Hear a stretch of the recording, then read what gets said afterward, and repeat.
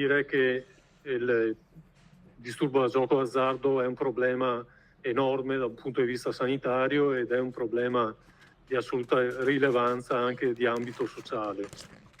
Quindi gli interventi che avvengono in questo ambito sono di tipo sociosanitario.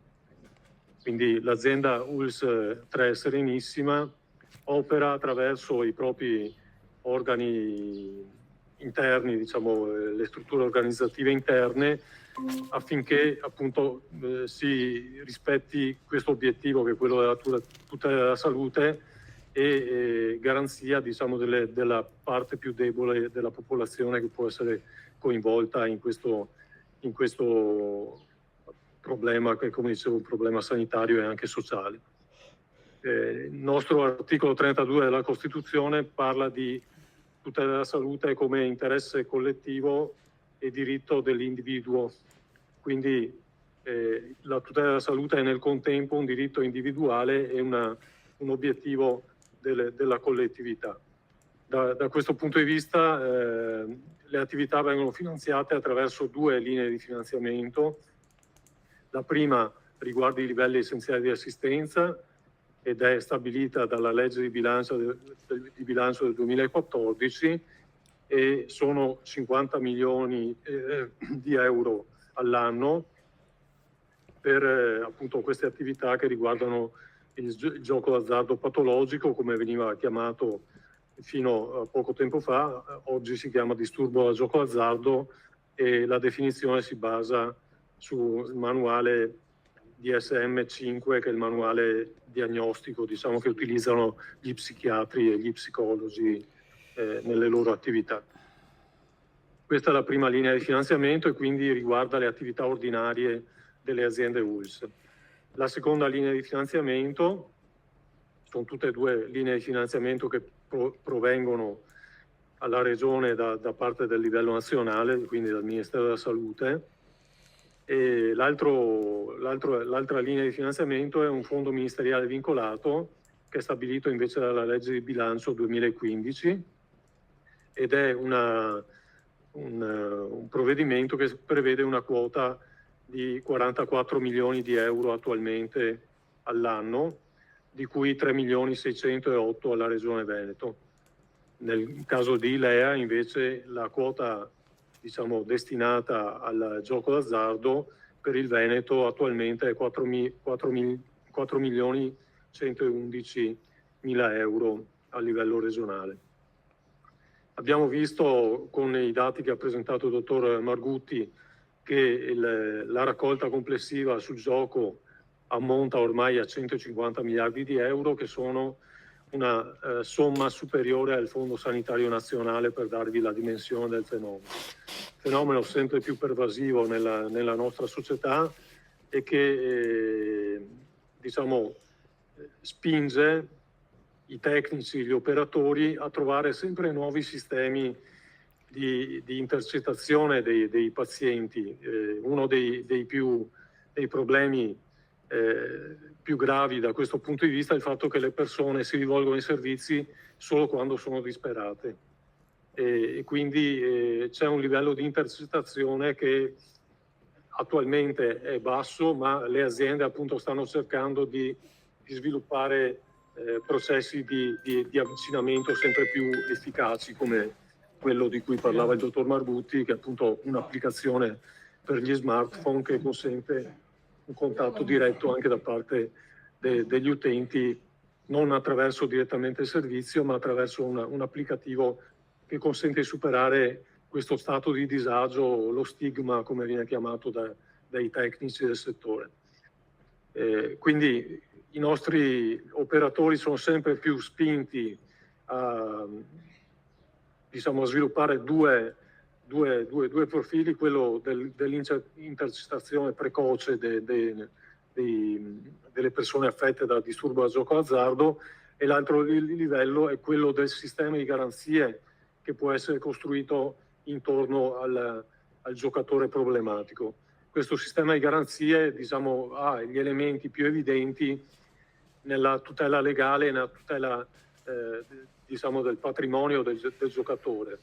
Da questo punto di vista ci sono iniziative in tutto il Veneto collegate anche con decisioni dei giudici che appunto stabiliscono l'amministratore di sostegno che affianca diciamo, la persona che ha questo disturbo. Quindi le aziende sono sempre più spinte in questo, è una dimostrazione della ricchezza progettuale che viene espressa nel Veneto da tutte le aziende ULSS esistenti nella nostra regione. Abbiamo oltre 30 progetti che riguardano questo tema. Alcuni progetti sono estremamente innovativi, ma ogni azienda ha il proprio profilo da questo punto di vista. Fra le iniziative più interessanti voglio citare degli eventi che sono stati realizzati dalle singole aziende. Per esempio l'azienda ULSS 1 Dolomiti organizza degli open day per appunto le persone che hanno questo problema in famiglia, oppure direttamente per chi soffre di questo disturbo. L'azienda ULSS 2 Marca Trevigiana ha realizzato come l'ULSS 3 Serenissima un portale dedicato, un portale internet dedicato che si chiama Indipendo. L'azienda ULSS 3 Serenissima, appunto nell'ambito del progetto Chiama e Vinci, ha sviluppato questa applicazione per smartphone e anche un sito internet su questo, oltre al progetto di cui parliamo oggi, che è appunto il progetto che riguarda la formazione dei gestori, che in un certo senso va a completamento di tutti gli interventi regionali specifici sul tema. L'azienda ULSS 4 sviluppa degli interventi soprattutto nelle aree diciamo, di contatto, come possono essere quelle dei mercati, dei luoghi fisici in cui possono essere appunto avvicinate le persone. L'azienda ULSS 5 ha sviluppato un progetto che si chiama Non cadere nella trappola, che appunto si articola in interventi sul territorio e interventi anche di tipo formativo. L'azienda ULSS 6 Uganea, che ha sviluppato due iniziative estremamente interessanti. La prima è la sperimentazione della stimolazione magnetica transcranica ripetitiva, che è una tecnica, una metodica diciamo, che consente di ridurre gli impulsi al gioco e anche gli impulsi all'assunzione di cocaina.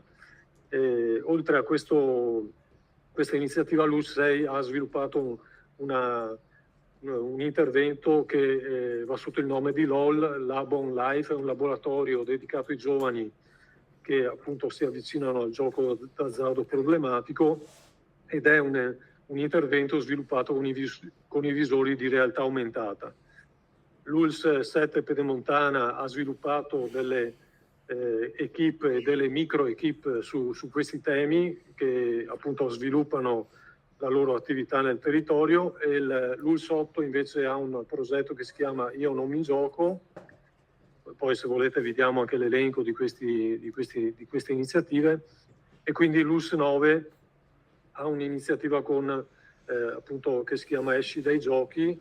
E infine l'azienda ospedaliera universitaria integrata di Verona, che ha diciamo, il profilo di studio da questo punto di vista, ha una struttura che si chiama Medicina delle Dipendenze, che sviluppa degli interventi anche su questo. Il Veneto è tra i protagonisti anche dello sviluppo di una procedura amministrativo-contabile per la gestione economica di questi fondi dedicati, ma quello che è importante dire è che appunto l'iniziativa che si presenta oggi va a completamento di tutti questi interventi che vengono sviluppati nei vari territori locali. È un intervento a completamento perché è un intervento che va a supporto delle categorie professionali che appunto operano e lavorano nel gioco d'azzardo, e che sono diciamo, il fronte di prossimità probabilmente più interessante da questo punto di vista, e quello su cui probabilmente ci saranno dei risultati interessanti appunto di sviluppo, di consapevolezza, insomma, come diceva il dottor Margutti, il progetto rappresenta un master, insomma un livello di riferimento per tutta la regione, che ha visto appunto l'adesione di tutte le aziende ULSS del Veneto e che appunto hanno riscontrato l'innovatività del progetto. Gli ultimi elementi, e poi concludo, gli ultimi elementi che volevo darvi è che questi temi, ovviamente, data la pervasività del fenomeno di cui parlavo inizialmente, sono di grande interesse sia per il legislatore regionale che per il legislatore nazionale. A livello regionale abbiamo una legge regionale, la 38/2019, richiamata dal dottor Margutti prima, e anche una delibera, la delibera 2006 del 2019, che stabilisce gli orari consentiti per il gioco. A livello nazionale invece la discussione attuale riguarda atti normativi, che sono 2 decreti legislativi. Uno è già stato approvato sul gioco online, è il decreto legislativo 41 del 2024, e invece un decreto legislativo sul gioco fisico che è attualmente in discussione alla conferenza Stato-Regioni e in un tavolo tematico appunto presso il Ministero dell'Economia e delle Finanze, con l'interazione con il Ministero della Salute. Ringrazio ancora l'azienda ULSS 3 Serenissima e il dottor Zuin per questo invito odierno, insomma, a questa iniziativa. Grazie. Befed, il pub di successo tutto italiano, dove trovi l'inimitabile galletto da mangiare con le mani, accompagnandolo con la tipica birra artigianale. Il galletto è sano, genuino ed eccellente, garantito da filiera controllata Valle Spluga, e la birra artigianale nasce dall'esperienza di maestri birrai Befed. Befed, presso il parco commerciale Clodì per giovani e famiglie, un posto dove puoi sentirti come a casa tua.